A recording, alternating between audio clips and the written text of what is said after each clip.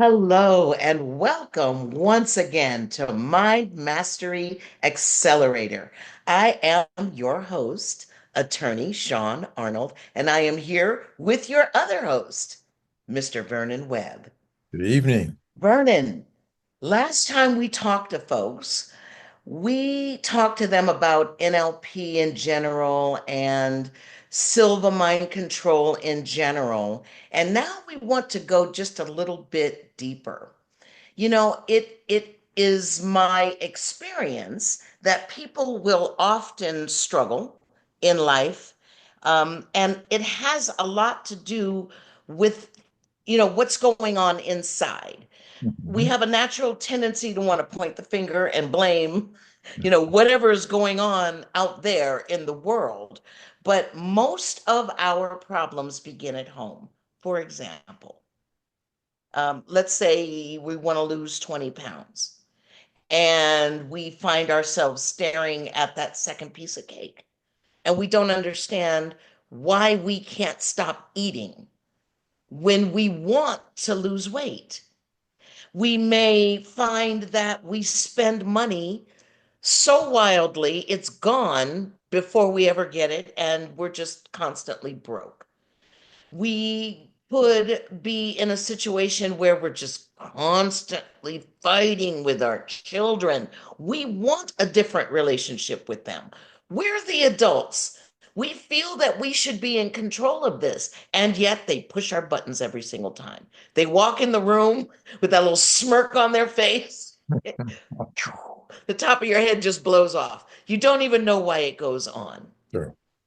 How about trying to build your business? You've had that magnificent idea, scratch.com, doggy dates. The first one's free.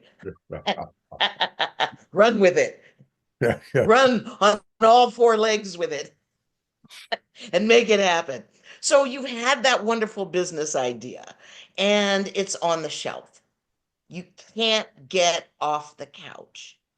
Now, Vernon, I know that you, as an executive performance coach, have had this challenge a lot with your clients, and it often has to do with what is going on in their, my NLP will say unconscious mind, your Silva will say subconscious mind. Please know that we're talking about exactly the same thing. We are. Vernon, can you explain to people what the unconscious mind actually is? What does it do for us?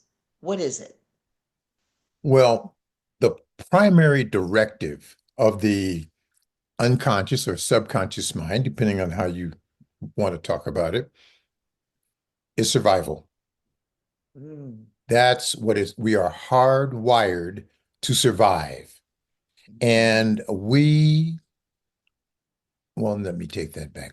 The subconscious mind will translate any kind of change as being threatening.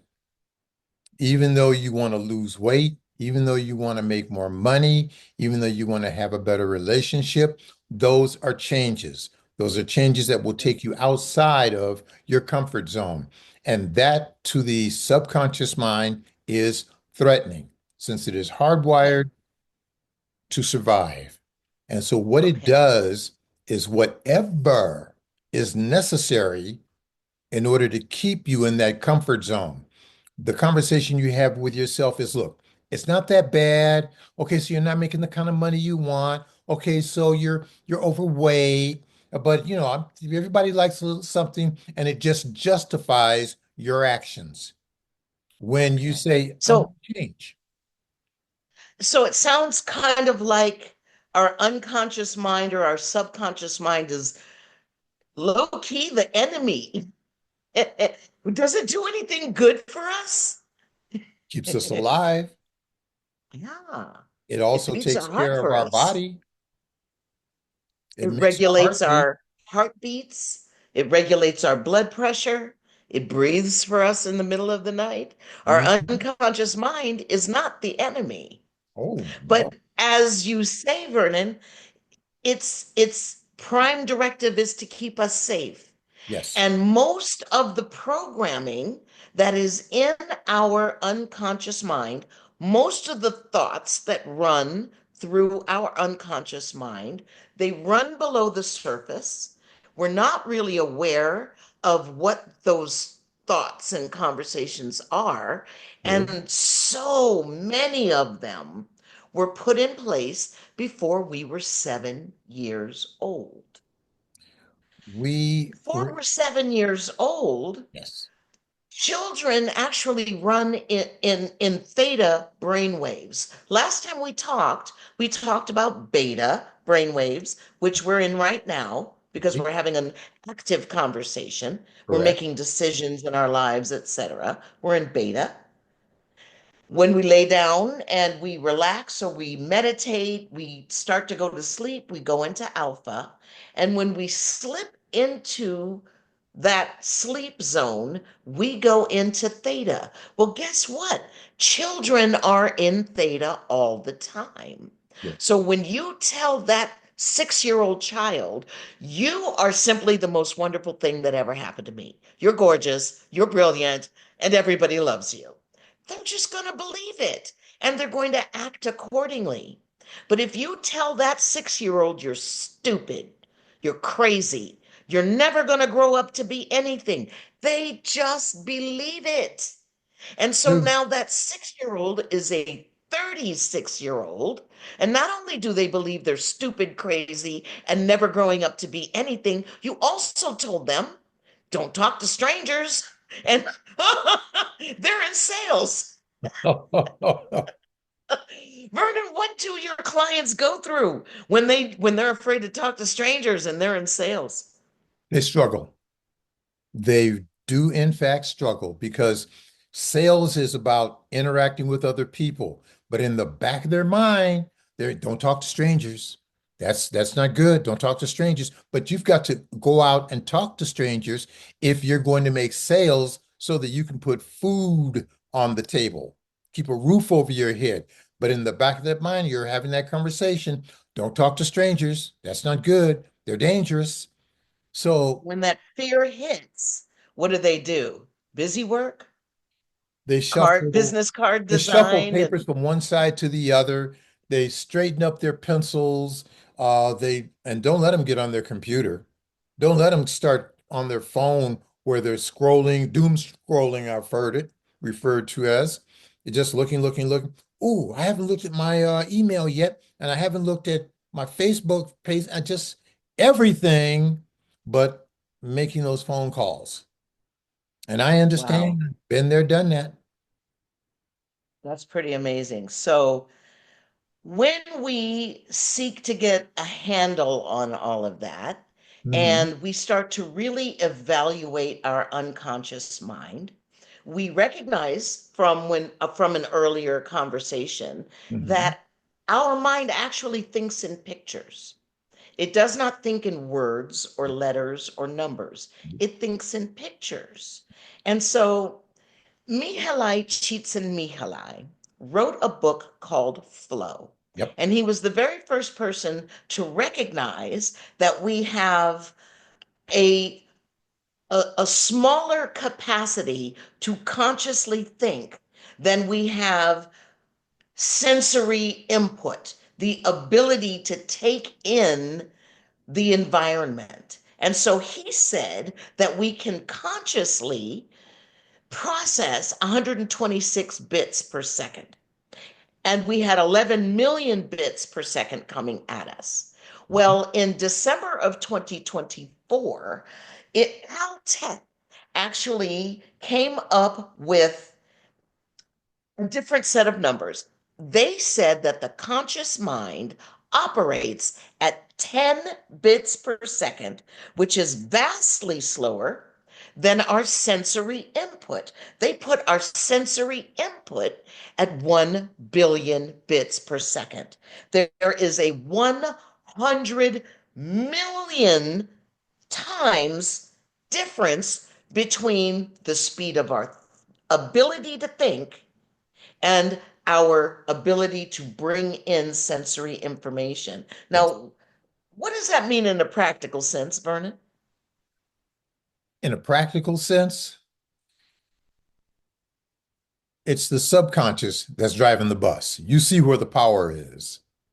And Yes. whatever it is that the subconscious mind wants to do, it's going to do. Simple as that. So, what we're talking about here is in order for you to begin to have some kind of control, some kind of direction, is that you must learn how to communicate with the subconscious mind. There are So you different have to ways be to able do to it. reprogram it. Yes? NLP has one idea, has one Hmm. concept, very effective, extremely powerful. Silva has another way of doing it, again, very effective, extremely powerful. And what MindMastery Accelerator has been successful in doing is integrating two of the most powerful processes known to man: neurolinguistic Absolutely. programming and the Silva method of dynamic meditation. What they both do is show you how to access the subconscious mind. And that's how we're going to be going forward.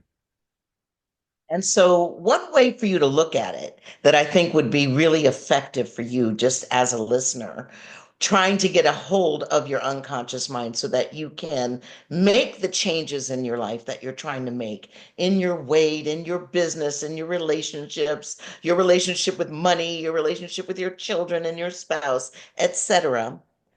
Try to think about your unconscious mind as an elephant and your conscious mind as a rider sitting atop the elephant.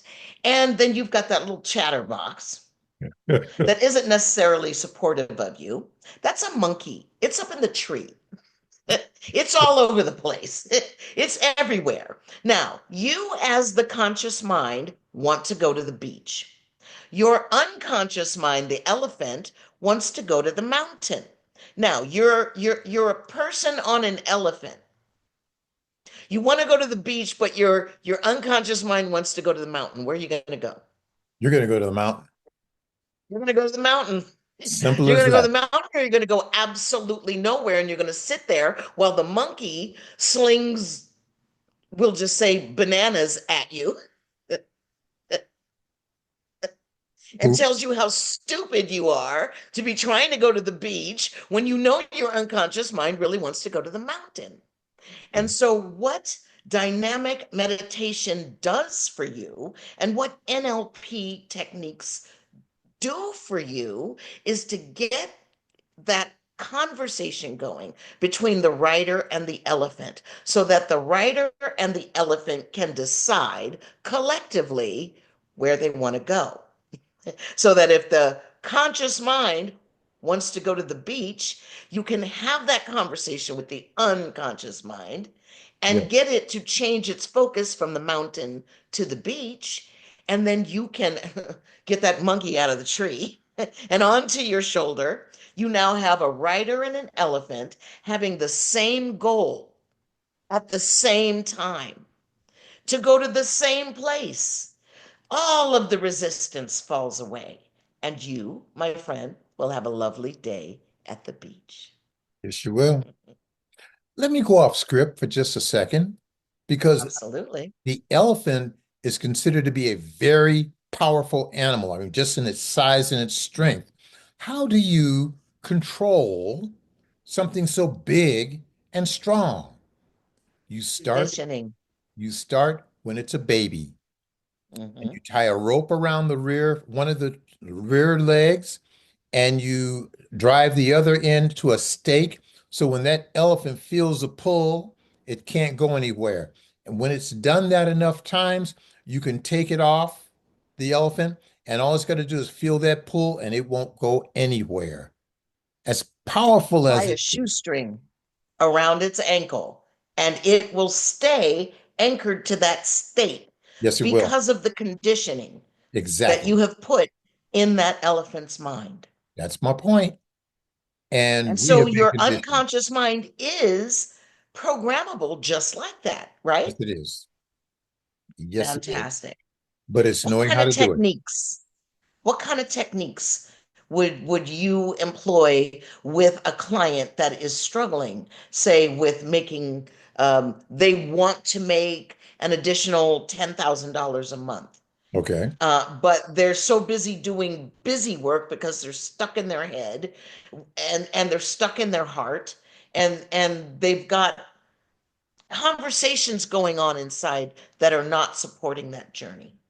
What kind of techniques, what kind of exercises would you give to somebody like that to help them ease their pain? My conversation with my clients would be, what do you want? And they would tell me, well, I want to make $10,000 more a month. I said, good. Why do you want it? Mm. And that kind of throws them. Why do I want it? Because it's, and they start identifying why they want it. Once they're clear on why they want it, because the why is their motivation. And they've got to have that. This is what's going to get you up and doing what you want to do. And Why keep do you you want going it? when it gets dark. Yes. Now we understand what you want. We know why you want it. What are you willing to do in order to have it? What resources are you willing to direct to your goal? And of course, they'll say, well, what do I need? Well, your first resource has got to be your two most important resources are time and money. The money we're not going to talk about, but we will talk about the time. You've got to invest time in order to make changes to your subconscious mind. And when I say invest time, that means being able to get up in the morning and as soon as the alarm goes off, sit in a chair and do that for about 15 to 20 seconds, 15 to 20 minutes every single day. And so you're looking to meditate to get to that relaxed level of mind Yes, that I believe it was Carl Jung who said, until the unconscious becomes conscious, absolutely. will rule your life and you will call it fate. And so sitting in that chair for 15 to 20 minutes is really intended to bring that unconscious conversation to light or to solidify that goal, right? I mean, you sit with that desire and you think of what it's going to look like when that desire is fulfilled. Not, I want, I don't have, oh my God. No, I have it. And so, what does that look like when you have it? What does it smell like? What does it taste like? What does it feel like? What kind of conversations are going on when you have it, when it's completed? And so, in this meditation that Vernon is talking about, this is the content of your meditation, connecting with the have-ness of it. Am I correct? Uh, what it really comes down to is identifying what you perceive as a problem or the current situation. You then Mm-hmm. program your subconscious mind that that doesn't exist anymore. How you do that? You can smash it, you can throw it away, but the mental picture of what your problem or existing situation is no longer exists as far as your subconscious mind is concerned. Now, that being said, what do you want? And you mentioned it earlier, Sean. You have to take the time to experience and embrace it on a sensory level, a Mm-hmm. multi-sensory experience. Mm-hmm. Mm-hmm. What does it look Yeah. like? What does it feel like? And oh, Mm-hmm. words don't really impact the subconscious mind.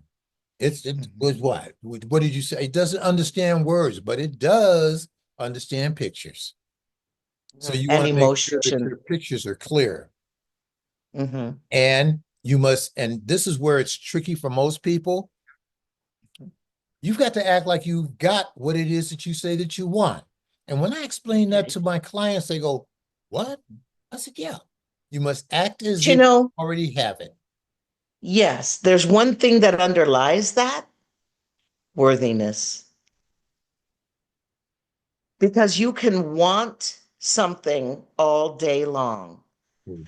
but if you don't feel you're worthy of it, are you going to get it, Vernon? No, will not happen. Your Right. your lack of worthiness is what we describe, as you well know, Sean, as a secondary gain, which means that that worthiness is stronger than what you say you want, and it will override any programming because you don't feel you're worthy. So Hmm. when I'm talking to my clients, I let them know, first of all, we got to work on you. I understand you want the money. I understand you want to lose the weight.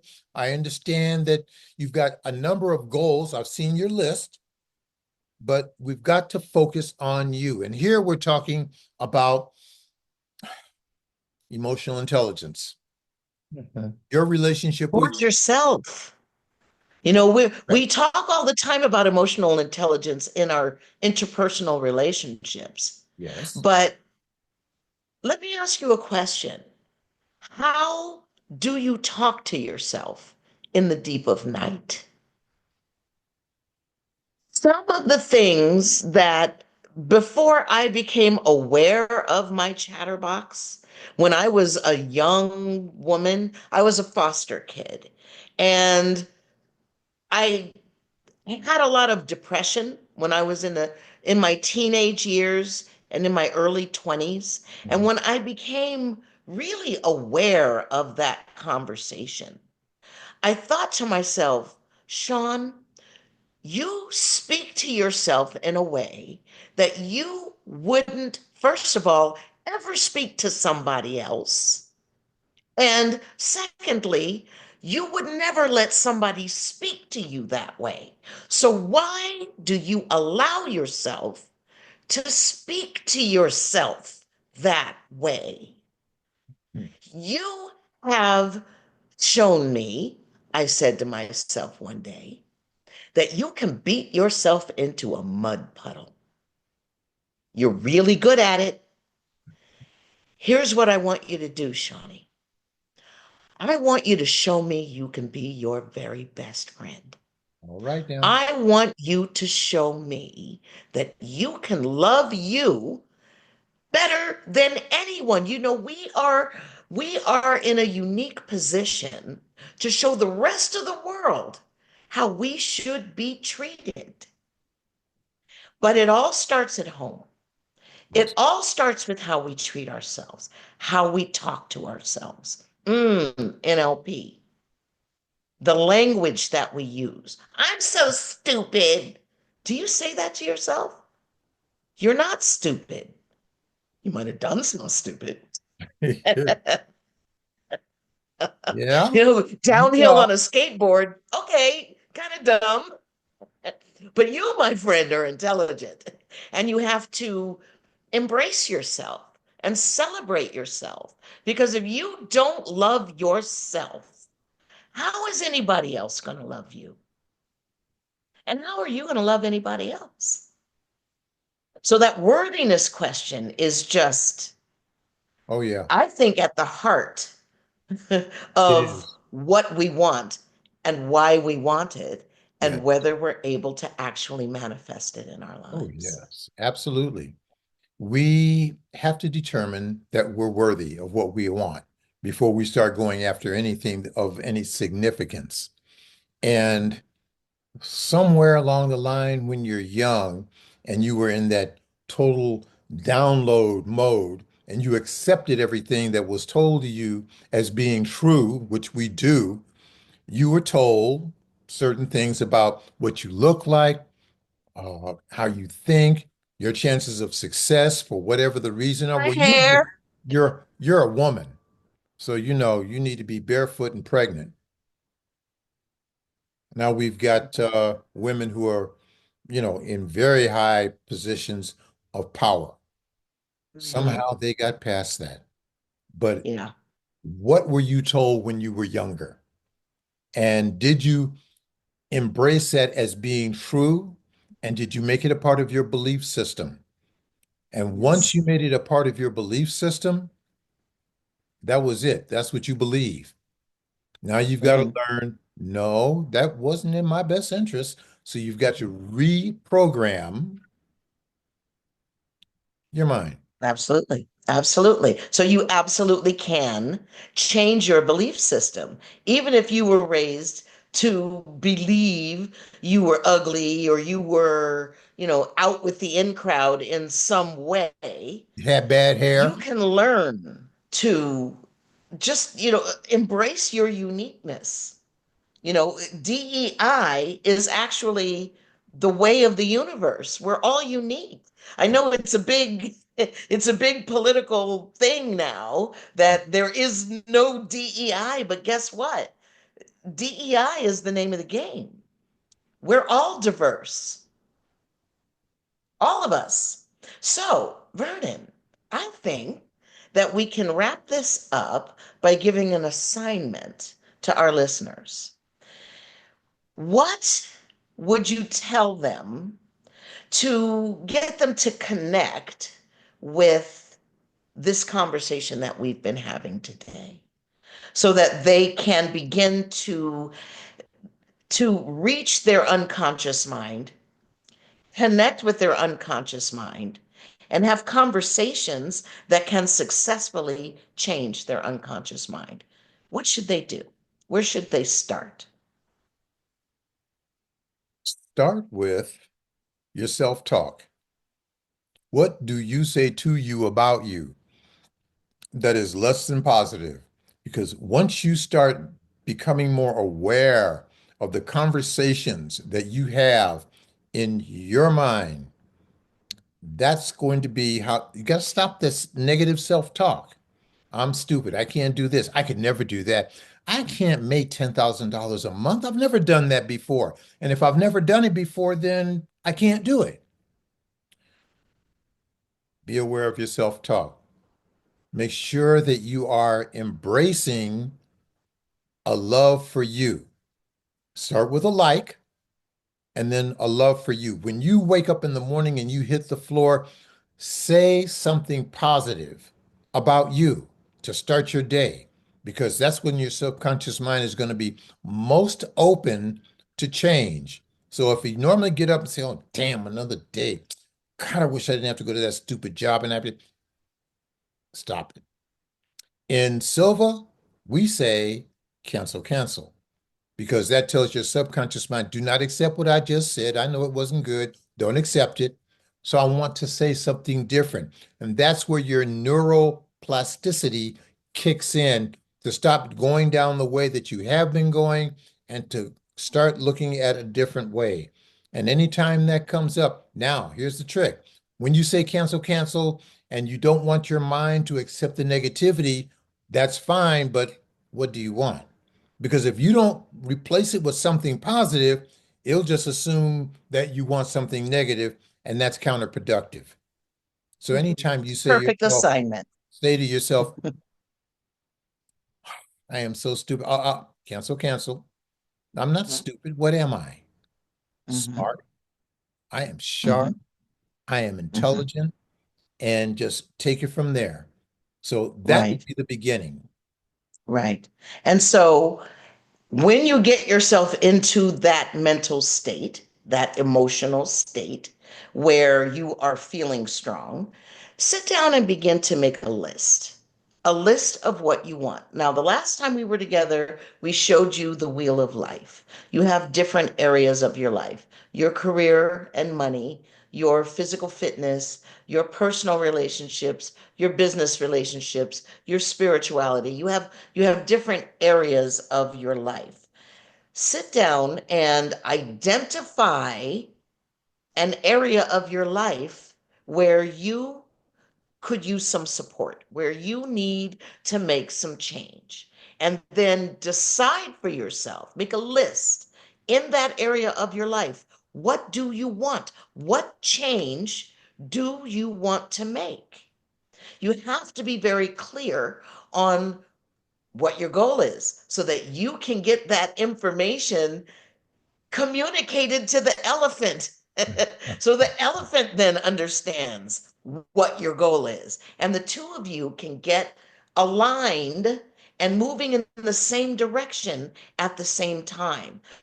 So once you make that list of what you want, then identify why you want it. What is your why? Your why should make you cry.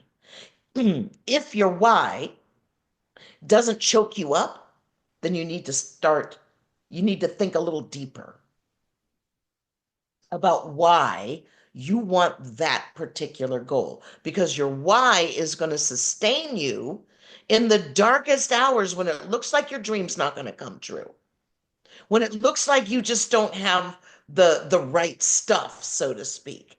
Your why is going to sustain you while you build your skill set. Yes. Actually, when you're looking at it, let me give you a simple way. On a scale of 1 to 10, if 10 is got to have it, if we're not talking 9 and 10, then it's not that important to you. It's a, yeah, okay, if I get it, maybe, but it's not that important. But if it's not, I got to have it. I really got to have it. And I work on myself to be worthy of what it is that I say that I want to have. Mhm. So those are your thoughts that need to be processed until we meet again. Absolutely. And then consider the question, what's holding you back? We're going to end it right there. And we're going to pick it up right there the next time we meet on Mind Mastery Accelerator. We'll see you next time, folks. Bye bye. Bye.